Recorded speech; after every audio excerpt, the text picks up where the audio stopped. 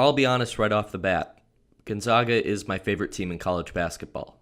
I'm going to try to keep the homerism out of the script, but it might shine through, especially given how jazzed I am about this year's team.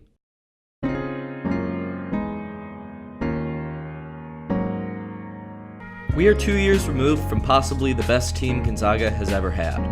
The 2016-17 Zags steamrolled their way through the Western Coastal Conference, dropping only one game in the regular season, before miraculously making the NCAA championship game, which they lost in a closely contested match to North Carolina. But that was 2 long seasons ago, and now many people have them as one of the favorites for the title again. Some would say that it's the emergence of Rui Hachimura and Killian Tilly, who made huge strides in their sophomore seasons. Too bad they're not guards, and as such, we don't care about them. I mean, I do, but for the video and all that.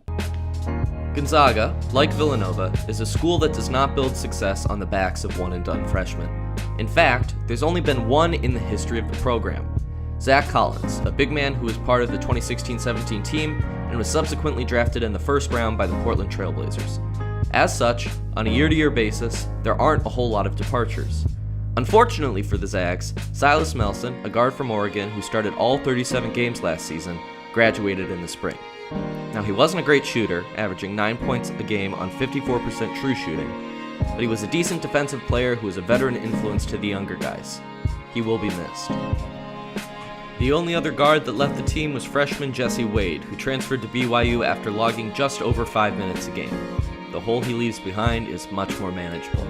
With only these 2 major departures, the Zags have a wide pool of talent returning for this year. Now, I'll start with the 2 guards we're likely not going to see a whole lot of.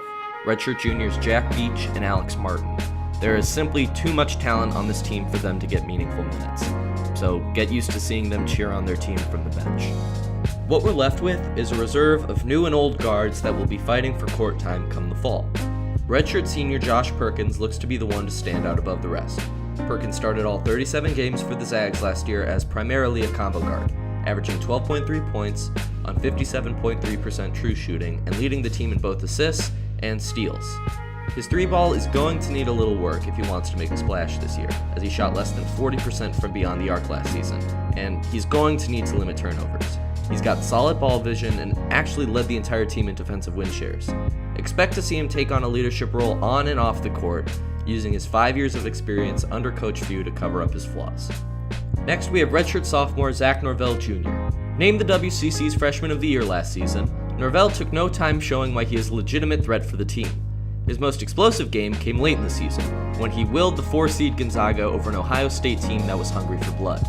The game saw Norville dropping 28 points and 12 rebounds on the Buckeyes, including a season-high 6 3-pointers. For the rest of the season, Norville averaged 12.7 points on 56.5% true shooting. The numbers for both he and Perkins may seem low, but Gonzaga is a team that likes to spread the ball around. Jonathan Williams, last year's highest scorer on the team, only averaged 13.4 points a game. The Chicago native looks set to see another season as a prominent starter if he picks up where he left off last year. Finally, we have a big question mark. Joel Ayayi is a redshirt freshman from Bordeaux, France. He sat out all of last season, so I don't know a whole lot about him. Scouting reports from his time in France say he's got good size for a guard. He's 6'3" with a 6'7.5" wingspan. On top of that, he's a good shooter, albeit with a rather low release point.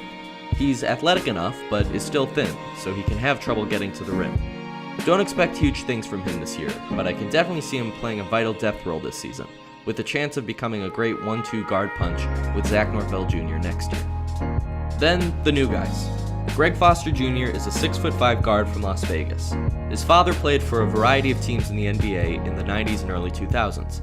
Now, I don't expect a whole lot from Foster in his first year. There's a lot of depth here already, and so I wouldn't be surprised to see him redshirted like Joel Ayayi was last year, giving him a season to become acclimated to Few's team. The bigger signing was grad transfer Geno Crandall, whose North Dakota Fighting Hawks almost beat the Zags in December, thanks to no part to a 28-point game from Crandall, including a last-second 3 that sent the game into overtime. Crandall averaged 16.6 points on 60.9% true shooting in his final year at North Carolina, adding 2 steals and almost 4 assists. He may find himself in a role he is not used to in the early stages of the season, coming off the bench, but I see him as an easy candidate for a high-minutes 6th man. Depending on injuries, and Coach View's propensity for 3-guard lineups, I could imagine a scenario where he gets meaningful starts a little further into the season. At the very least, he joins Josh Perkins as an older presence in the locker room. The guards may not be the stars of Gonzaga, where forwards Rui Hachimura and Killian Tilly look to cement their places as future first-round picks. But the depth and quality of this year's guard class is nothing to scoff at. It would take a miracle for the Zags not to make the big dance, and if younger players like Zach Norville Jr. and new guys like Gino Crandall make the jumps in talent people expect them to, this could be a downright scary team come March.